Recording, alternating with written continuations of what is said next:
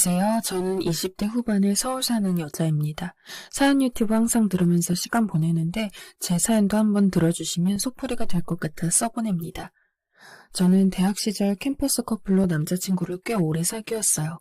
첫사랑은 아니었지만 그래도 대학교 2학년 때 만나서 오랜 시간 별다른 문제 없이 사귀었고 저와 성격도 잘 맞고 대화도 잘 통하는 편인 사람이라서 망설임 없이 결혼을 생각했죠. 남자친구는 누가 봐도 객관적으로 훌륭한 남편감이었어요. 대학교 시절 인망이 좋다고 학생회에 들어가서 임원도 했고 학점 관리나 스펙 관리도 열심히 했죠. 남자친구는 꿈이 정치권에 들어가는 것이어서 실제로 대학 재학 중에 이미 어떤 국회의원들이 꾸린 청년 모임에 들어가기도 했죠. 그 덕분에 대학 졸업 후에도 계속 관련 일을 했어요. 남자친구는 그렇게 쭉 의원들에게 신뢰도 쌓고 능력도 보여주면서 보좌관으로 들어가는 게 1차 목표라고 했죠. 사실 안정적인 직장은 아니었지만 그렇다고 해서 일이 끊기는 것도 아니었고 어디서나 남자친구를 불러 오퍼를 넣는 일이 잦을 만큼 능력이 있었기에 전 남자친구를 믿었어요. 저한테 프로포즈한 날 흔쾌히 받아들인 것도 그래서였죠. 어떤 일이 있어도 경제적으로 절 힘들게 할 사람은 아니라고 믿을 수 있었거든요. 성격적으로도 저와 잘 맞아서 내 인생에 이 사람 놓치면 정말 크게 후회하지 않을까 싶었어요. 평생 함께 살아간다 생각해도 전혀 단점을 찾을 수 없을 정도였죠. 그래서 저희는 결혼을 했어요. 당시 저희 결혼에는 남편 쪽 하객이 정말 많았는데요. 정치권으로 가려고 해서인지 인맥이 넓다는 건 알았지만 정말 그렇게 많을 줄은 몰랐어요. 남편 쪽 하객분들은 다들 반듯하고 바른 남편이 결혼도 정말 참한 아가씨와 한다면서 저희 부모님 계실 때도 칭찬이 자자했대요. 부모님은 제가 정말 좋은 사람과 결혼하는구나 확신이 들어서 무척 뿌듯하셨다고 하네요. 제 쪽 하객은 그렇게 많지 않았어요. 당시 제가 다니고 있던 회사 직장분들과 제 친구들이 다였는데요. 그 중에서도 한 친구가 제 가방 손질을 해주었죠. 축의금을 챙기려니 아무래도 가방 순위가 없으면 안 될 것 같아서 미안함도 무릅쓰고 부탁을 했어요. 그 친구가 저하고 친하긴 했지만 막 베프라고 할 정도는 아니었는데 그날 그래도 시간이 있다고 해서 부탁하게 되었어요. 친구가 기꺼이 해주겠다고 하더군요. 그 친구는 항상 너무 예쁘고 집안도 잘 살아서 제가 부러워하는 친구였는데 성격도 좋게 흔쾌하게 부탁을 들어주니 더욱 고마웠죠. 친구가 예쁘면 질투하는 여자들도 있다는데 저는 제 옆에 친구가 예쁜 게 제 낯도 산다고 생각했어요. 그래서 가방손이 친구한테도 가능한 예쁘게 입고 와달라고 부탁할 정도였죠. 결혼식 날 참 많은 일이 있었어요. 늘 그렇듯 이런 종류의 행사가 아무 일도 없이 지나가면 이상한 일 아니겠어요? 피로인해서 술을 너무 많이 드신 친척분도 계셨고 다른 시기에 온 하객들끼리 싸움이 나서 계단 쪽이 시끄러운 황당한 일도 있었고요. 그리고 역시 가방순이 친구가 워낙 예뻐 그랬는지 남편이 지나가는 말로 그랬어요. 너 친구 보고 내 친구들이 다 예쁘다고 칭찬하더라. 누구? 그 가방순이 해준 친구. 옷도 예쁘게 입고 왔던데 내 친구들이 소개해달라고 난리더라. 아, 걔? 예쁘지. 내가 일부러 가방순이도 부탁하고 잘 차려입고 와달라고도 했어. 그런 친구가 옆에 있는 게 훨씬 좋잖아. 넌 질투는 안 나? 질투가 왜 나? 내 친구가 예쁜 건데. 같이 있으면 나도 좋은 거지. 넌 진짜 성격이 좋아. 참 털털하고. 남편은 그렇게 저에게 칭찬을 해주었고 전 그게 또 뿌듯했죠. 한간에 흔히 말하는 여자들에 대한 고정관념과 전 좀 다르다는 증거 같았어요. 솔직히 진짜 정신없이 대체 내가 뭘 하는지도 모른 채 결혼식이 지나갔죠. 그런데 결혼식 끝난 후 축의금을 정산해보니까 돈이 너무 많이 들어온 거예요. 제가 이게 대체 왜 이렇게 많이 들어온 건가? 혹시 남편 쪽으로 가야 할 축의금이 제 쪽으로 들어온 건 아닌가 놀랐는데요. 거의 1,000만 원 가까이 예상보다 들어왔어요. 글쎄, 그 가방 순위해줬던 친구가 축의금을 1,000만 원을 넣어준 거였어요. 전 너무 큰 액수에 놀라서 뇌가 정지하는 것 같았죠. 같이 축의금 정산하고 있던 남편이 제가 놀란 모습을 보고 묻더군요. 왜 그래? 그게 돈이 너무 많이 남는데 친구가 돈 1,000만 원을 축의로 넣었나 봐. 뭐? 1,000만 원? 남편도 깜짝 놀랐어요. 계산 잘못한 거 아니냐며 제 축의금 돈 봉투와 계산한 종이를 가져가더니 정말인 걸 확인하고서 얼굴이 굳었죠. 이 정도 액수면 돌려줘야 하는 거 아닐까? 아, 그러게. 오빠가 생각해도 너무 많지. 아니, 축의로 100만 원도 아니고 1000만 원 하는 애가 어디 있어? 아, 그래. 그리고 내가 지금 있는 필드가 이런 거에 좀 예민해서 돌려주면 좋겠다. 남편은 굳은 얼굴로 말했죠. 그러고 보니 전 남편 직업이 떠올랐어요. 사실 국회의원 보좌관을 목표로 하는 이유가 나중에는 정계에 진출하겠다는 큰 그림을 갖고 있기 때문이었거든요. 그러니까 아주 나중에라도 혹시 탈 잡힐 일을 만들면 안 된다는 생각도 들었어요. 그러고 보니까 얘도 남편이랑 연출 만들어 두려고 이렇게 엄청나게 돈을 줬나? 문득 그런 생각이 들었어요. 남편은 아직 나이는 젊었지만 그래도 그쪽 방면으로는 상당히 유명한 편이었어요. 곧 어느 국회의원 보좌관실로 들어갈 것 같은 상태였거든요. 사실 그 가방손이 친구는 금수저 집 딸이긴 했어요. 본인도 능력이 좋아서 메이저 공기업에 취업이 된 상태긴 했지만 사실 일을 안 해도 얼마든지 먹고 살 정도로 잘 사는 집 딸이었죠. 왜 대학 시절에도 명품 가방이나 신발 정도는 일상적으로 들고 다니는 친구들 하나씩 있잖아요. 그런 친구였어요. 그것도 가방 하나에 500에서 1000만 원 하는 것들 매일 바꿔가면서 들고 다니고 한 번에 15만 원짜리 네일 받고 옷도 다 명품 브랜드에서 사서 입고 다니고 그 집 아버지가 사업가신데 정치인들과 그렇게 많이 오간다고 가방순이 친구가 자랑처럼 했던 말이 떠올랐어요. 제가 그렇게 말하니까 남편이 잠깐 침묵했어요. 아, 그럼 그런 걸 수도 있겠네, 정말. 음, 그 친구 아버님이 국회의원들하고도 친분이 꽤 있으시대. 오빠 이야기도 혹시 거기서 듣고 축의금 보내신 거 아닐까? 이거 그럼 돌려보내도 좀 이상하겠는데? 그렇겠지? 친구한테 물어볼까? 한 번쯤 물어보긴 해야 할 것 같아. 액수가 정말 너무 말도 안 되게 컸기 때문에 보름 뒤 저는 친구를 불러내 밥을 사준 뒤 카페에 앉아 물어보았어요.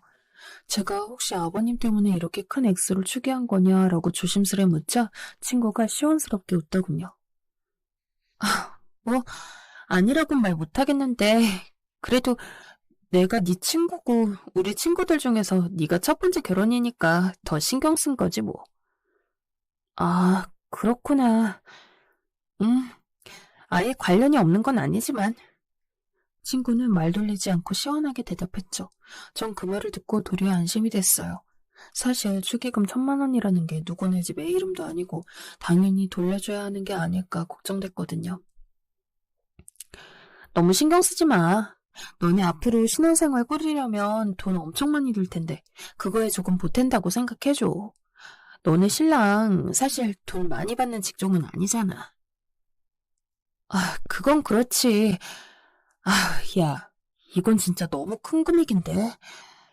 그래도 네가 보여준 성의니까 잘 쓸게. 나중에 내가 이 신세 꼭 갚을 테니까. 그래, 뭐 내가 이유 없이 준 것도 아니고 너도 쓸 데 있을 거고. 앞으로 잘해보자. 저는 친구 대답을 듣고 도리어 기분이 좋았어요. 어쨌든 저희 남편이 그만큼 앞으로 유망해 보인다는 뜻이었고 잘난 정치인들하고 교분 있는 친구 아버님이 저희 남편에게도 신경 써준다는 거였으니까요. 그래서 저는 그 돈으로 모자랐던 혼수를 장만했고 남편도 딱히 반대하진 않았어요. 남편은 저한테 다정하고 집안일도 솔선수범하는 사람이었지만 워낙 바쁘긴 해서 신혼 때도 남들처럼 항상 같이 붙어 있을 수는 없었죠. 전 그런 게 섭섭했지만 그래도 티낼 순 없었어요. 남편이 여태 해온 것을 몇 년 동안 쭉 지켜봤고 바쁘게 움직이는 것이 어쩔 수 없는 스케줄이란 걸 잘 알았거든요. 그리고 채 반년이 지나기 전 남편은 정말 국회의원 보좌관실로 들어갔어요. 그것도 상당히 유력한 국회의원이었고 그분이 남편을 상당히 좋게 보고 있다고 했어요. 여기서 내가 잘하면 곧장 위로 뛰어오를 수도 있을 것 같아. 정말이야? 음, 사실 내가 비슷한 나이대 경쟁자들에 비해 학벌이 뛰어난 건 아니잖아. 그래서 그동안 쌓은 경력으로 어필이 돼야 하는데, 만약 지금 의원님이 날 밀어주시면 얼마 안 있어서. 남편은 기대감에 차 있었어요. 저도 덩달아 뿌듯할 수밖에 없었죠. 제 남편인데 그동안 얼마나 열심히 경력 쌓고 노력했는지 아는데 꿈이 한 발짝 가까워졌단 말이었으니까요. 저는 혹시라도 남편 경력에 누가 될까봐 평상시에 말조심도 하고 행동거지도 조심했어요. 어디 가서 함부로 따지거나 불친절한 행동을 하지 않으려 노력을 참 많이 했죠. 남편도 그랬으니까요. 결혼 후 저는 가방손이 해줬던 친구와 교류가 점차 많아졌어요. 그 친구도 저한테 만나자고 하는 일이 많았고, 저도 일부러 그 친구를 불러내 만나기도 했고요. 어차피 서로 교류하는 게 집안일에 도움되는 사이라면 친하게 지내는 게 나쁠 건 없잖아요. 친구하고 저하고 서로 성격이 참 잘 맞기도 했고요. 게다가 남편이 점점 더 바빠져서 저녁은커녕 주말에도 얼굴 볼 수 없을 정도가 됐어요. 새로의 신입으로 보좌관실에 들어갔으니 당연하다 싶으면서도 섭섭하면서 아쉬운 건 어쩔 도리가 없더군요. 그래서 더 친구와 자주 만났던 것 같아요. 아직 미혼인 그 친구에게 부부 이야기를 하는 것이 쓸데없다 싶으면서도 사실 저는 속내 이야기할 곳이 많지 않았거든요. 친한 친구들에게도 곧 정치인이 될지도 모르는 남편 이야기를 마구 하기가 애매했으니 그래도 어느 정도 남편이 무슨 일을 하는지 그리고 호의를 갖고 있는 이 친구한테 말하는 게 훨씬 마음이 편했어요. 진짜 사람을 너무 뺑뺑 돌리나 봐. 주말에도 얼굴을 못 보는 게 말이 되니? 그러게. 하긴 근데 우리가 국회의원들 논다고 생각할 때도 맨날 기관에서 무슨 자료 받아다가 정리하고 검토하고 있더라. 그래, 노는 게 아니더라니까. 맨날 일로 갈려나가는데 안쓰럽기도 하고 신혼에 혼자 내가 외로운 게 섭섭하기도 하고 그래. 친구는 그쪽의 생리를 잘 아는 편이라 절 잘 위로해 주었죠. 그 덕분에 저는 친구와 만나서 거의 일주일에 2번은 수다를 떨며 외로움을 해소했어요. 친구는 절 정말 안쓰럽게 쳐다봤어요. 원래 성격도 좋고 친구들 사이에서 상담도 잘 해주던 친구라 더 그렇다고 생각했죠. 사실 제 신혼생활은 남편이 너무 바쁘다는 것 외에는 특별한 문제가 없었어요. 시댁은 남편을 어딘가 서양식으로 기르셔서 성인이 되었으니 이제 간혹 모여서 가족끼리 밥 한 끼 먹는 건 외엔 요구하는 것도 없으셨죠. 그것도 1년에 한 번 정도였어요. 시댁하고 잘 지내보려고 다짐하고 있던 제 마음이 무색해질 정도였거든요. 남편은 돈을 많이 버는 직종은 아니었지만 그래도 알뜰한 편이라 돈을 잘 모아놓았고 저는 친정에서 지원을 꽤 받아서 신혼치고 그렇게 쪼들리는 상황도 아니었어요. 이런 이야기 들으면 친구들은 정말 부럽다고 결혼 너무 잘했단 얘기를 했죠. 남편 너무 바빠서 외롭단 말을 해도 그 가방손이 친구를 제외하면 다른 애들은 아직 이해를 잘 못했어요. 그래서 저는 그 친구만 줄창 만나 하소연하게 되었죠. 그 친구는 저희 집에도 여러 번 와서 밥도 먹고 놀다 가기도 했어요. 그러다 저녁에 들어온 남편과 마주쳐서 반갑게 인사하기도 했죠. 그 친구와 남편이 너무 환하게 웃기에 좀 이상하긴 했는데 사실 남편도 그 친구도 서로 축의금 때문에 존재를 알고 또 남편이 모시는 국회의원과 친구 아버님도 교류가 있었으니 문제 삼을 건 없었어요. 그렇게 한 반년 정도를 지냈던 것 같아요. 점점 더 외로움에 전 지쳐갔고 남편은 미안하다 하면서도 스케줄 조정을 할 수 없었죠. 매번 집에 들어와서 절 끌어안고 이마에 입을 맞춰주는 그 다정함만 아니었다면 이혼이라도 하고 싶을 정도였어요. 하지만 남편 이력에 이혼은 치명적일 테니 제가 참아야 하는 부분이었죠. 점점 더 그 친구한테 의지하게 되는 부분이 있었어요. 심정적으로 저를 알아주는 건 언제나 연락받고 만나주는 그 친구밖에 없었거든요. 저는 그 친구한테는 마음 놓고 이야기를 다 할 수 있다고 생각했고 그럴 때마다 친구는 무척 안 되었다는 연민 가득한 표정으로 절 보곤 했어요. 그러던 어느 날이었죠. 그날은 남편이 밖에서 밤을 새고 들어온다고 해서 전 친구와 같이 집에서 술 한잔 마시기로 했어요. 남편이 양주 선물을 참 많이 받는 편이었는데 술을 잘 안 해서 집에 그대로 쌓여있기만 했거든요. 친구는 술을 좋아하고 아주 잘 마셔서 양주를 까자는 말에 반색을 했죠. 양주에 어울리게 스프와 에클레어 같이 맛있는 안주들을 준비해 내놨더니 친구는 무척 좋아했어요. 신혼생활 잘 즐기려고 요리도 따로 배웠는데 아주 틈이 없다, 틈이. 저는 친구가 잘 먹는 걸 흐뭇하게 보면서도 남편을 생각하면 한숨이 나왔죠. 친구는 어딘가 어색하게 웃으면서 술을 마셨어요. 저도 마시긴 했지만 그날따라 그리 당기지 않더군요. 양주 도수가 좀 센가요? 친구가 술을 잘 마시긴 했지만 취하는 것도 금방이었어요. 취하지 말라고 안주를 열심히 해줬는데도 소용이 없었죠. 친구가 취하는 모양새라 제가 말렸지만 제 말을 듣지도 않고 술을 계속 들이붓다시피 하며 마셨어요. 평소에 술 마실 때 이렇게 마시는 애가 아니라 좀 이상하긴 했죠. 너 왜 이렇게 술을 마셔? 무슨 일 있어? 아니야, 그런 거. 그냥. 친구는 술에 취해 그때쯤 벌써 혀가 꼬였어요. 시작한 지 얼마나 됐다고 벌써 이러나 싶었는데 친구가 그러더군요. 너 불쌍해서 그래. 내가 너 불쌍해서. 나? 아, 그래. 불쌍하지. 스미스미 나왔어요. 내가 너무 그동안 친구한테 내 하소연을 했나 싶어서요. 오죽하면 술에 취해서도 이런 소리를 하나 싶더군요. 그런데 친구는 몇 잔을 더 마시더니 한참이나 고개를 떨구고 있었어요. 얘, 정신 차려. 내가 멀쩡해. 술 취한 애들이 꼭 멀쩡하다고 그러더라. 너 엄청 취했어. 친구는 거의 정신줄을 놓고 있었어요. 제가 술은 너무 많이 줬나 고민이 돼서 친구를 데리고 소파에라도 눕힐까 생각하던 무렵 친구가 제 손을 잡았죠. 고개를 드는데 눈에 초점이 없는 게 완전히 정신을 놔버린 상태였어요. 나 너한테 고백할 거 있어. 뭔데? 너 취해가지고. 술 냄새. 너 술 많이 약해졌다. 내일 말하자, 내일. 아니야, 지금이야 해. 내일 이야기 안 할 거야. 친구는 웅얼거리면서 알 수 없는 말을 몇 번 중얼거리더니 식탁 위에 엎드려 말했어요. 내가 너 축의금 1,000만 원 했잖아. 그랬지. 저는 고개를 끄덕였어요. 나 너무 고마웠어. 아무리 네가 잘 사는 집이라도 1,000만 원은 진짜 쉽지 않잖니. 물론 우리 남편과 인맥을 만들려는 것도 있었겠지만 진짜 우리 남편 값어치를 그렇게 알아봐준 것도 고맙긴 했죠. 친구가 그만큼 저에 대해 잘 생각하고 있다는 증거도 됐고요. 무엇보다 돈이 강력한 증거 아니겠어요? 그게 말이야. 사실은 그거 우리 아빠 돈 없고 내 돈이야. 뭐? 야, 너네 아버지가 정치인 교류 필요해서 좀 보태주셨다며?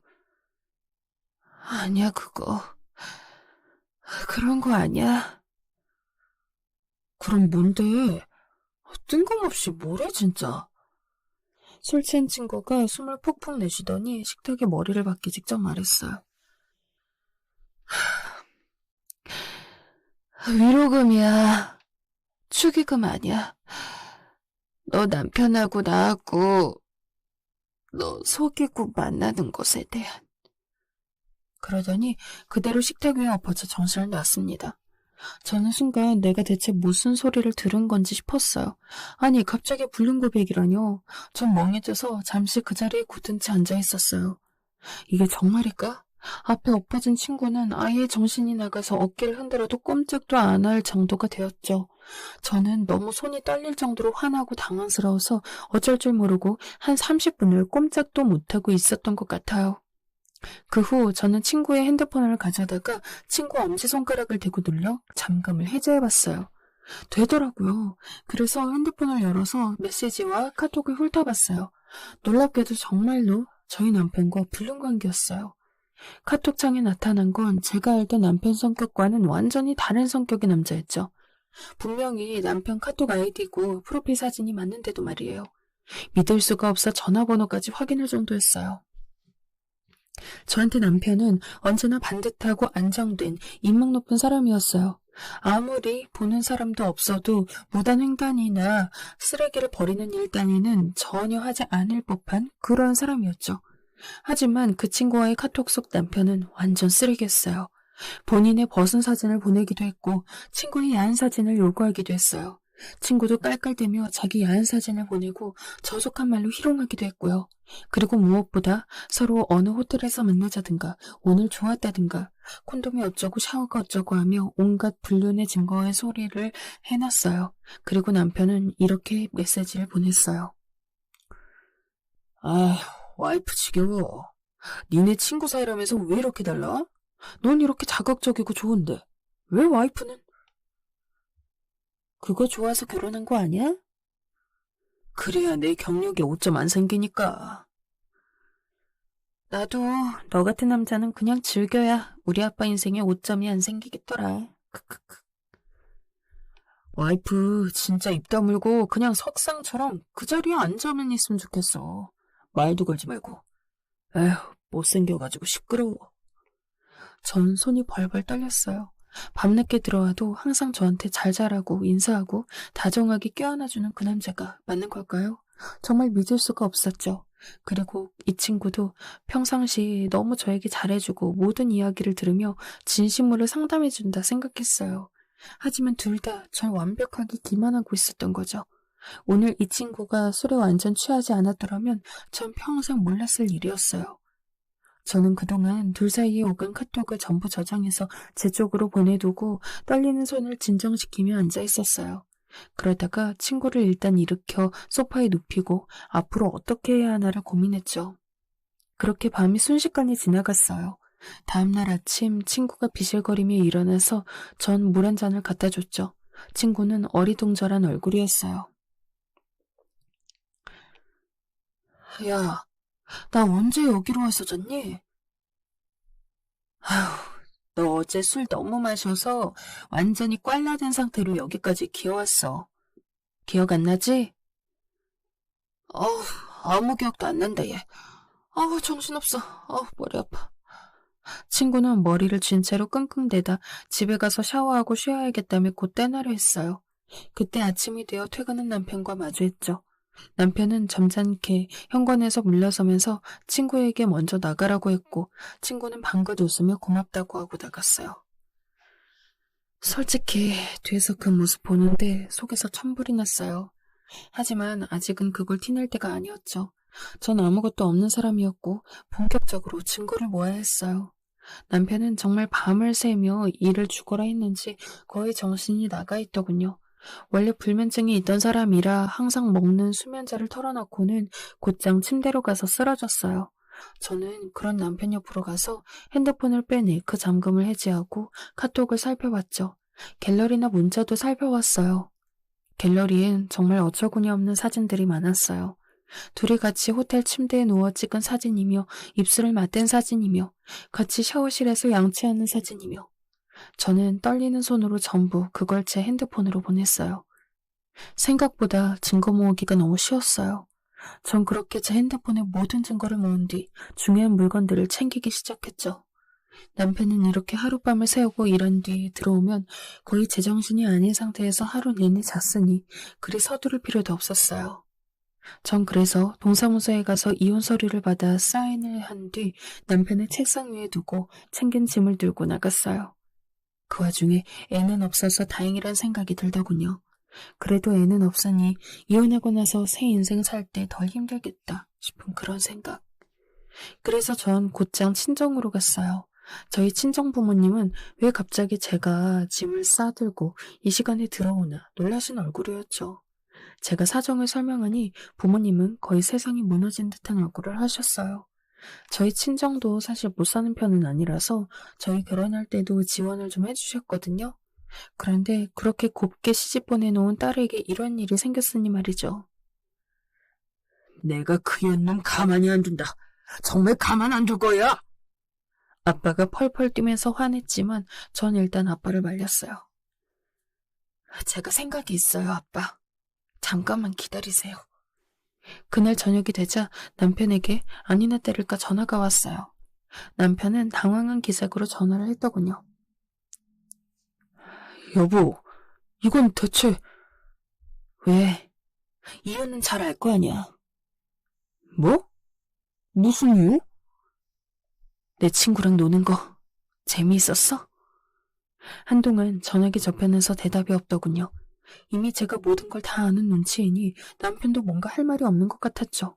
그래서 제가 이어서 쏘아붙였어요.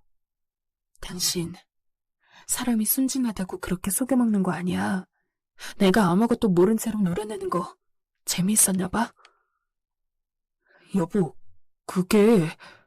됐어.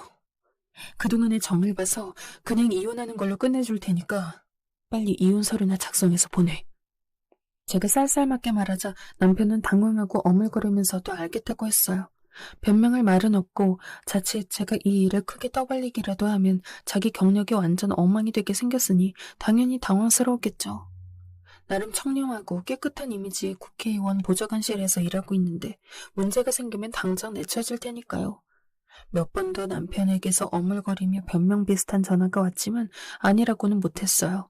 제가 뭔가 확실하게 아는 거라고 생각했던 모양이죠. 그리고 그 친구에게서도 전화가 왔지만 제가 받지 않았어요.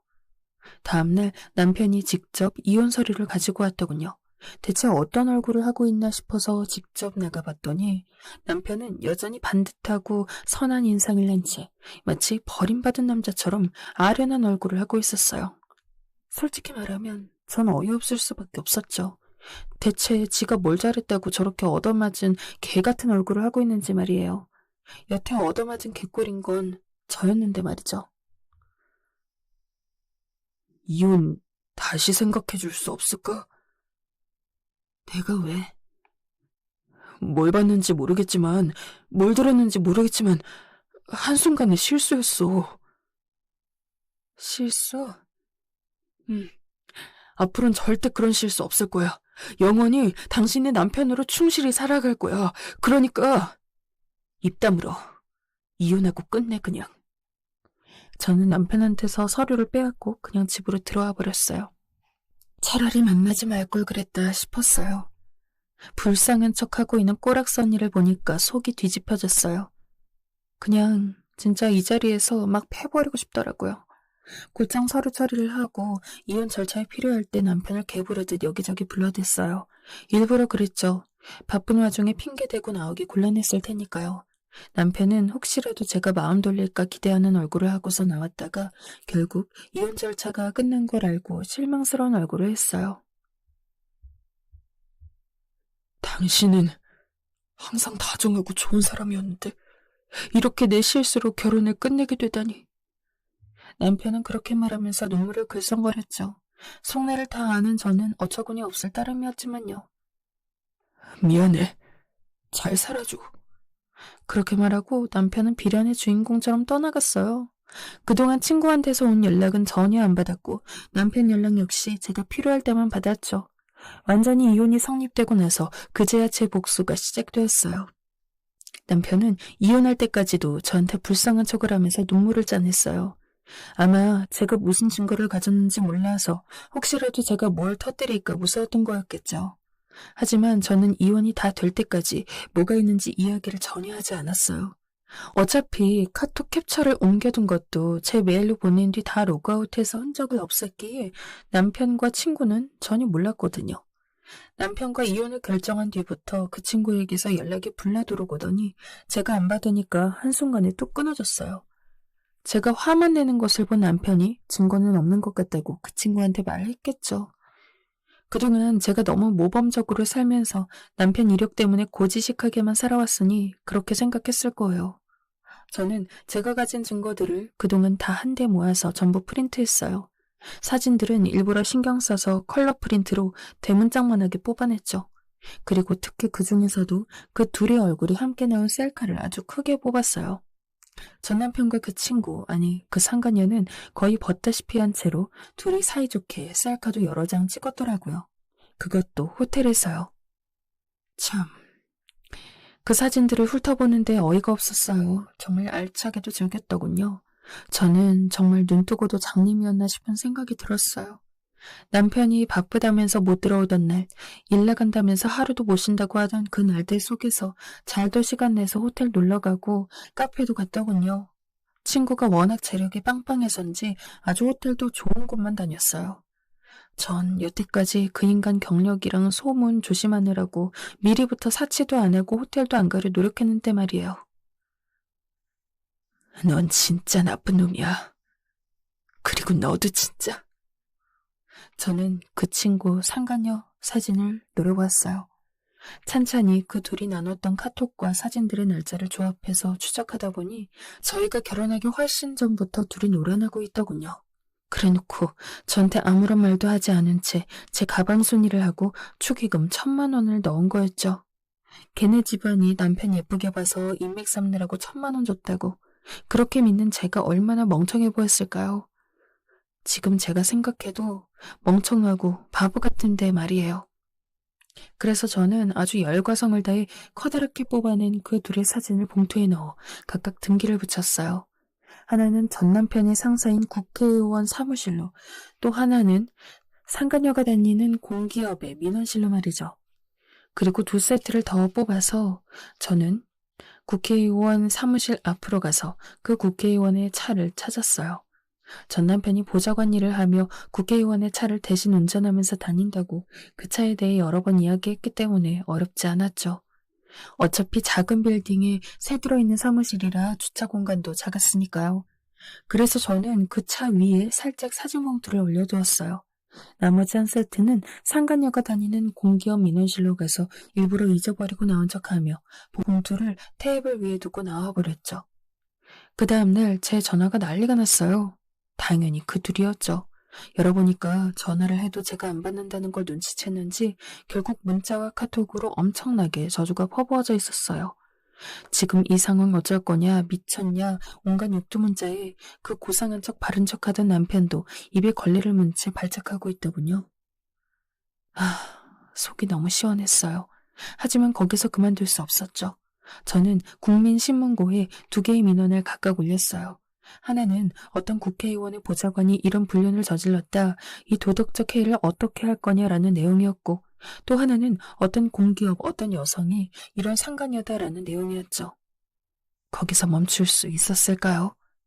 사실 공기업에 다니는 일반인이야 별다른 화제가 안 되지만 유명한 국회의원의 보좌관이라면 이야기가 다르죠. 저는 카톡과 사진들을 전부 기자들의 메일로 보냈고 국회의원 누구의 보좌관이라고 써서 메일을 보냈어요. 사실 온라인 매체들의 사이트만 들어가도 기자 10여 명 메일 알아내는 건 간단하거든요. 그러고 나니 정말 온라인에 기사가 여러 떴어요. 박 국회의원 보좌관의 불륜으로 도덕성의 치명타. 과연 보좌관에 대한 징계가 이루어질 것인가? 이런 기사였어요. 원래 투명하고 깨끗한 이미지로 인기를 얻던 국회의원이니 더욱이나 자극적으로 기사가 떴죠. 그리고 불과 이틀 뒤 난 기사에는 박 국회의원의 보좌관실에서 해당 인물을 해고했다는 해명 기사가 떴어요. 며칠 뒤 저희 집 앞에 전 남편이 찾아왔어요. 전 남편은 아주 추리한 몰골로 술을 얼마나 마셨는지 술 냄새가 아주 쪄들어 있더군요. 전 너무 무서웠어요. 왜? 둘이 놀아날 땐 이런 일이 예상 못했나 보지. 너 무슨 짓을 한 건지 알아? 둘한테 소소한 엿을 먹였지. 그런데 당신한테 더 피해가 크게 가긴 했겠네. 걘 문제 생겨도 어차피 지 아버지가 잘 사니까 말이야. 그건 좀 아쉬운 부분이었어요. 그렇다고 해도 자기 커리어에 신경 쓰던 그 상간녀도 공기업에서 징계위원회에 회부되었단 말을 듣고 좀 고소했어요. 잘리기까진 하지 않겠지만 말이에요. 남편은 마치 귀신 보는 듯한 얼굴로 절 쳐다봤어요. 이렇게 악마 같은 사람인 줄 알았으면 절대 결혼 안 했을 거야. 마찬가지야. 나도 너랑 그 상간녀가 이런 쓰레기라는 걸 알았다면 결혼 안 했겠지. 좀 어처구니가 없어서 전 매섭게 쏘여붙였죠. 전 남편은 제 기사에 놀랐는지 비틀거리면서 뒤로 물러났어요. 저런 인간을 한때나마 내 남편으로 믿고 살았던 제 자신이 너무 무서워서 어이가 없었죠. 전 남편은 곧 어물거리다 도망가 버렸어요. 더 퍼부었어야 했는데 아는 욕설이 한정되어 있는 게 너무 아쉽더군요. 그 뒤로 전 남편은 정치 쪽으로는 완전히 길이 막혔다는 소식을 들었어요. 상간녀는 공기업 쪽에서 승진에 굉장히 집착하는 편이었는데 승진도 동기나 후배들보다 뒤처지게 되었고 그래서 더 못 견디고 공기업에서 스스로 나왔나 봐요. 아무튼 그래서 제 입장에선 나름대로 속 시원한 마무리가 되었습니다. 애초부터 속지 않았다면 더 좋았겠지만 이왕 속은 입장에선 최선이었다고 생각해요. 제 사연은 여기까지입니다. 들어주셔서 감사해요.